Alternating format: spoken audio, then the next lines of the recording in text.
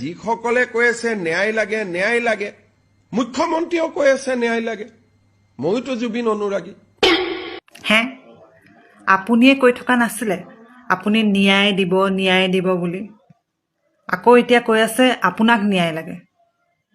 প্ৰথমতে এইটো ঠিক কৰক, আপুনি ন্যায় দিব নে আপোনাক ন্যায় লাগে? কুছ ভি মানে যি মন যায় তাকে কৈ আছে। কোনোবা এদিন কৈ দিব জুবিন ঢুকুৱাই নাই।